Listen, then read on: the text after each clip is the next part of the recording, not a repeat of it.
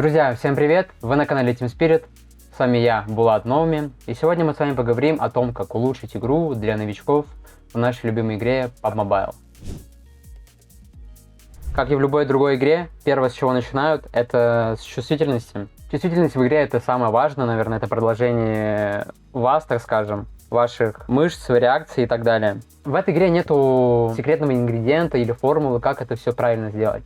Но у меня есть простой лайфхак. Вы можете взять чувствительность своего любимчика, любимого стримера, игрока, либо кумира вашего. Но будьте внимательны, когда вы берете сенсу, учтите, на каком девайсе играет ваш, скажем, кумир, да? Потому что если он играет на iPad, а вы на телефоне, это сразу кардинально не подходит, потому что чувствительность там кардинально отличается. Если, например, разница между андроидом и айфоном, тоже нет. Я вам советую подбирать сенсу у игроков с похожим телефоном, как у вас. Что же делать, когда вы подобрали, да? Вот, ведь она вот по-любому не ваша. Вот вы взяли ее, но она вам не подходит. Нужно поднастроить под себя. Заходим в учебный полигон. В учебном полигоне есть вот такие мишени возле общаги. И вы начинаете стрелять по ним. И в зависимости от того, как чувствует сенса ваша, то есть если уход вверх, то вам надо прибавить гироскоп. Если наоборот же вы чересчур переконтроливаете ее, вам наоборот нужно уменьшить чувствительность, или наоборот она у вас трясется вот так вот, да? Вам нужно от этого отталкиваться и самому индивидуально уже настраивать, то ли уменьшить, то ли убавить. И вот когда вы уже примерно начнете стрелять плюс-минус вот по похожим спреем, это примерно вы уже подобрали сенсу.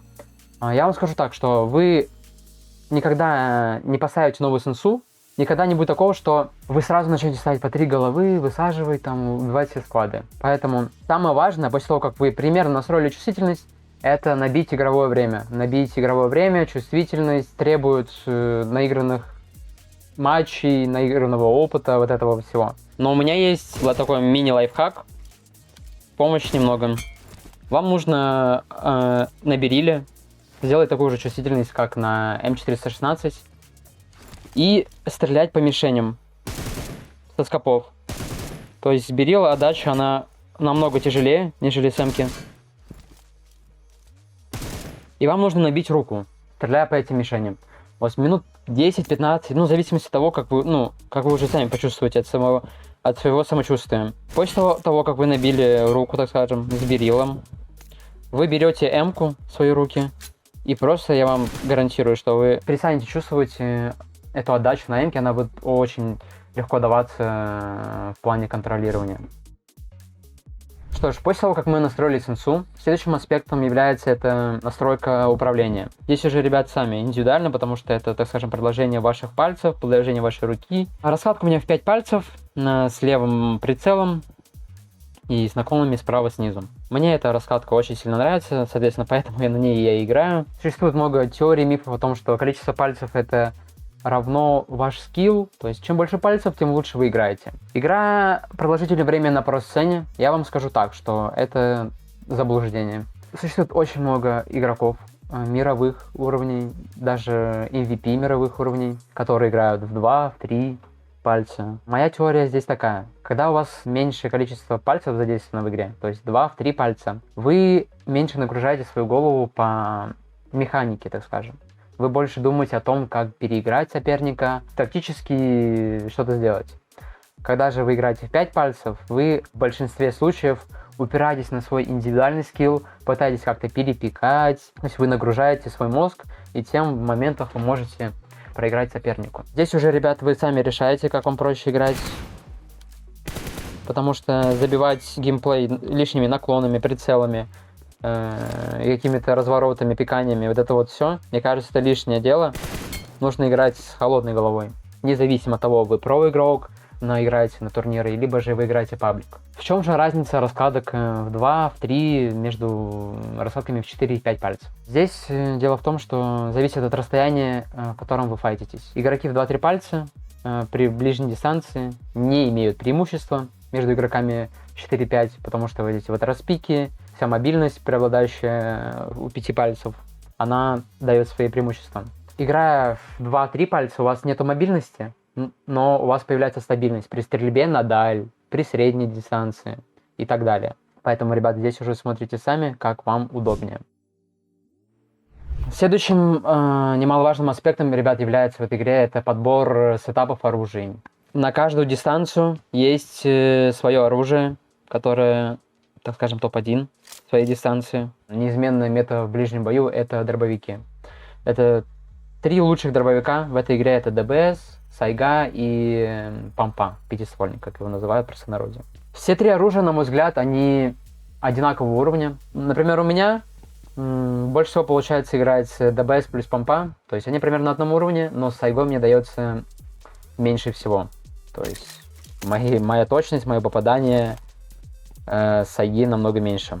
Поэтому никакой юмп, никакой узик вообще близко не стоят, когда перед вами или против вас Сайга, ДБС и так далее. Оружиями средней дистанции. Для меня на одном уровне это МК УК и затем идет Скар. Но дело в том, что МК это более точечное оружие, а УК это более скорострельное.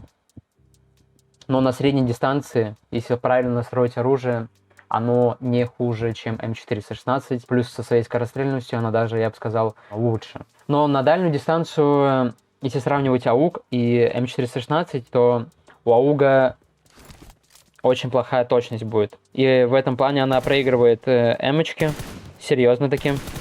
МК это топ-1 оружие, я считаю, на дальнюю дистанцию.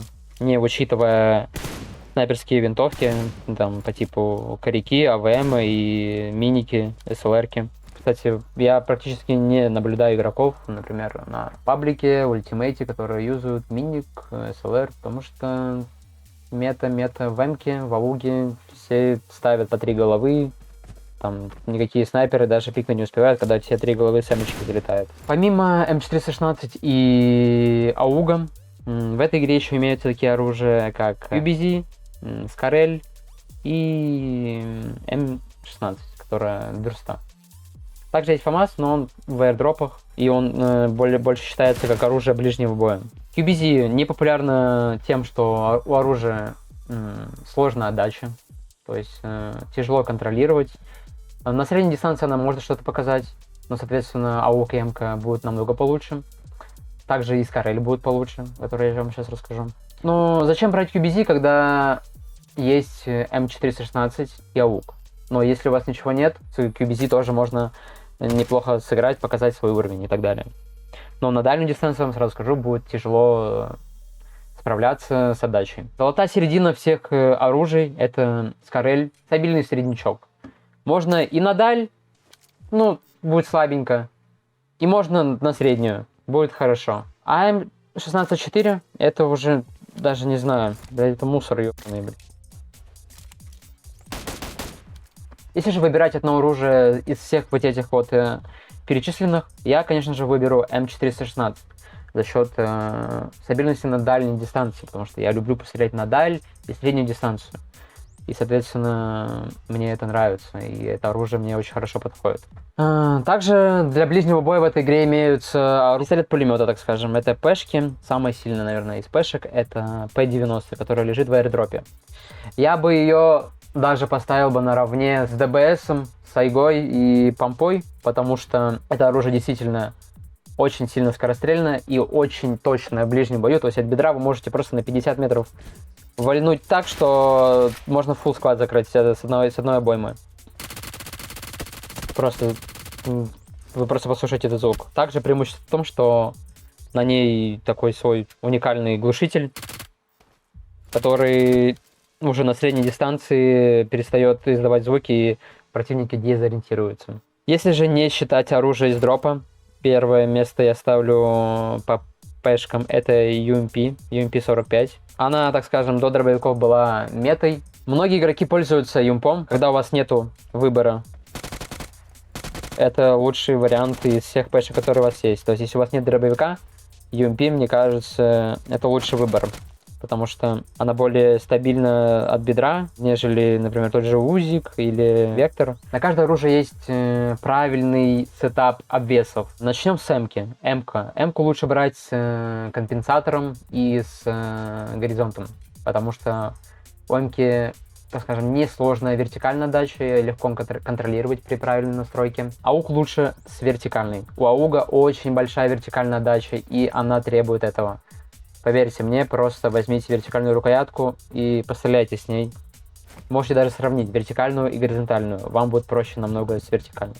Также QBZ это компенс плюс вертикальная рукоятка. Скорель, вот Скорель лучше компенсатор плюс горизонт. Ну что, ребят, подведя итоги. Сперва вам нужно настроить чувствительность, взять за основу какую-то сенсу вашего любимчика, стримера, кумира, поднастроить под себя.